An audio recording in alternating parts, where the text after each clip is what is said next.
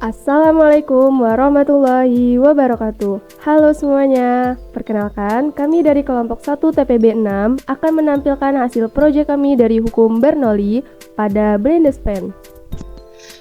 Perkenalkan, nama saya Muhammad Farhan Yusuf Al-Majid, nomor induk mahasiswa 123130028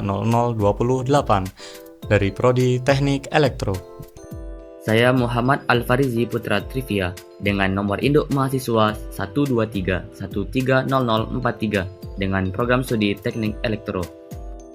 Saya Dandi Satrio Wibowo dengan nomor induk mahasiswa 123130034 Prodi Teknik Elektro.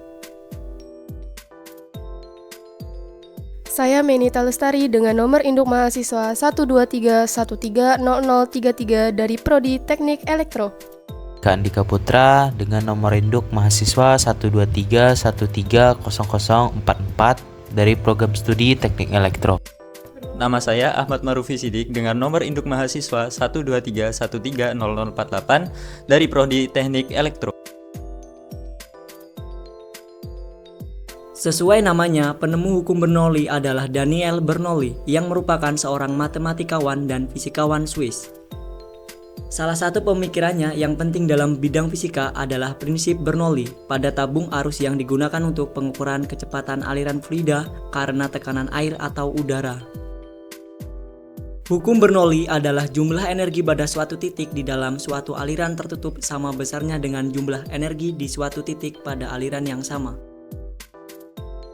Bunyi hukum Bernoulli menyatakan bahwa kenaikan kecepatan aliran dengan fluida mampu menyebabkan adanya penurunan tekanan fluida secara bersamaan, atau juga bisa diartikan dengan menurunnya energi potensial fluida tersebut. Yang menarik dari hukum Bernoulli adalah dapat diaplikasikan pada berbagai jenis aliran fluida dengan sejumlah asumsi. Prinsip dari Bernoulli adalah istilah mekanika fluida yang menyatakan bahwa pada suatu aliran fluida, peningkatan pada kecepatan fluida akan menimbulkan penurunan tekanan pada aliran tersebut. Hukum Bernoulli berbunyi P1 tambah setengah rho V1 kuadrat tambah rho GH1 sama dengan P2 tambah rho V2 kuadrat tambah rho GH2. Untuk itu, jika kita ingin meningkatkan kecepatan pada fluida, kita perlu untuk menurunkan tekanan pada fluida tersebut. Selanjutnya, contoh penerapan. Salah satu contoh penerapan hukum Bernoulli terdapat pada bladeless fan atau kipas angin tanpa baling-baling yang merupakan salah satu contoh inovasi teknologi yang menggunakan prinsip Bernoulli, yaitu dengan membuat penurunan tekanan udara pada sebuah fluida berupa udara sehingga kecepatannya meningkat dan menghasilkan output udara yang lebih kuat dan sejuk. Penemu bladeless fan, yaitu James Dyson, mempunyai penemuan baru yaitu kipas angin tanpa baling-baling. Kipas angin ini mendorong balon udara per detik, tidak seperti kipas angin biasa yang mengandalkan baling-baling yang berputar untuk menangkap udara dan menghembuskannya ke depan. Teknologi kipas angin tanpa baling-baling ini menggunakan prinsip aliran model seperti sayap pesawat terbang.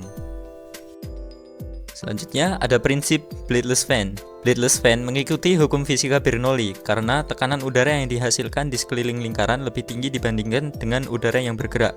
Maka, udara bertekanan rendah di belakang kipas akan tersedot ke dalam lingkaran dan didorong ke depan. Dengan demikian, udara yang dihembuskan lebih kuat. Dan digunakan multitester, gunting, solder, cutter, penggaris, spidol, alas cutting, lem tembak, wire tank, obeng minus. Bahan yang digunakan kipas DC 12 volt, modul step up, adapter charger, kabel USB, saklar, karton, kardus, kabel serabut.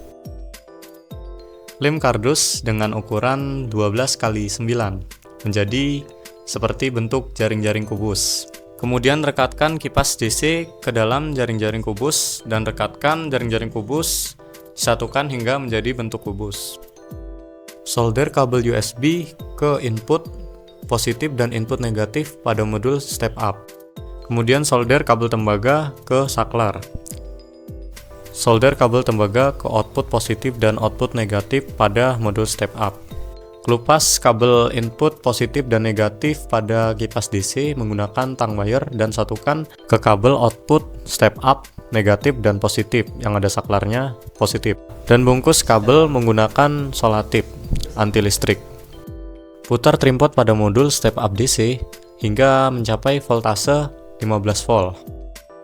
Lubangi kardus untuk dudukan saklar. Potong kardus bagian bawah untuk input udara masuk. Rapikan kabel dan lem menggunakan lem tembak hingga rapih. Selanjutnya, potong kedua kardus yang sudah dibentuk lingkaran sebelumnya dengan panjang pola 9 cm seperti pada di video. Selanjutnya, lem bagian dalam lingkaran dengan kertas karton dengan panjang 60 x 9 cm. Selanjutnya, lem bagian dalam lingkaran yang kedua dengan kertas karton dengan panjang 67 cm x 9 cm seperti pada di video. Selanjutnya, lem bagian atas tiang kipas seperti pada di video. Lem kedua lingkaran yang sudah dirangkai sebelumnya. Kemudian, gabungkan kedua lingkaran yang sudah dirangkai sebelumnya pada tiang yang sudah dilem. Selanjutnya, lem potongan kardus dengan ukuran 9 x 2 cm sebagai penguat kerangka kepala kipas. Kemudian, tutup bagian luar kepala kipas dengan mengelem karton ukuran 70 x 9 cm seperti pada video. Terakhir, untuk memperindah penampilan kipas, tutup tiang kipas menggunakan cover berupa potongan karton berukuran 12 x 36 cm. Mengelilingi tiang seperti pada di dalam video.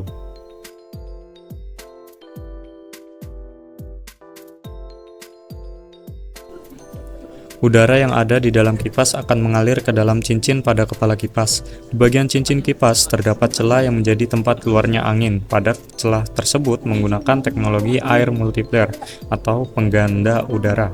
Udara yang ada di dalam cincin akan terdorong keluar melalui celah sempit, sehingga kecepatan udara meningkat. Sesuai dengan prinsip Bernoulli, di mana kecepatan udara mengalami peningkatan, maka tekanan udara di sekitar cincin jadi rendah. Udara di belakang cincin yang tekanannya lebih tinggi akan tertarik masuk ke lubang cincin. Pada proses menenangkan udara di bagian depan cincin juga terdorong ke arah depan, yang disebut dengan proses entrainment. Udara yang keluar dari celah yang terbawa karena adanya tekanan rendah tersebut. Kemudian udara keluar dari cincin kipas dengan kecepatan udara yang lebih besar, yaitu kurang lebih 15 kali udara yang didorong oleh baling-baling yang tersembunyi. Kekurangan yang dimiliki pada bladeless fans.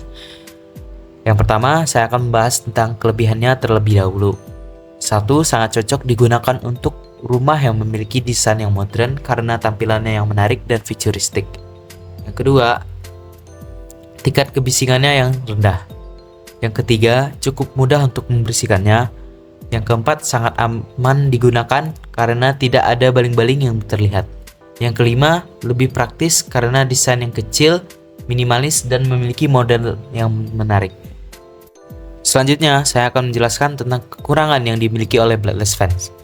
Yang pertama yaitu harganya yang relatif mahal. Yang kedua, hembusan anginnya tidak sekencang kipas angin yang menggunakan baling-baling, terkesan lebih kalem. Yang ketiga, jarang ditemui di pasaran. Saran pengembangan pada bladeless fan diharapkan terdapat tombol untuk mengubah dan mengurangi kecepatan level anginnya, dan juga dapat menggunakan remote control untuk mengontrol bladeless fan tersebut, serta disematkan fitur smart home yang mendukung untuk terhubung dengan device rumah pintar dan dapat dikontrol voice chat seperti asisten Google dan Siri. Sekian, terima kasih telah menonton video dari kelompok kami. Wassalamualaikum warahmatullahi wabarakatuh.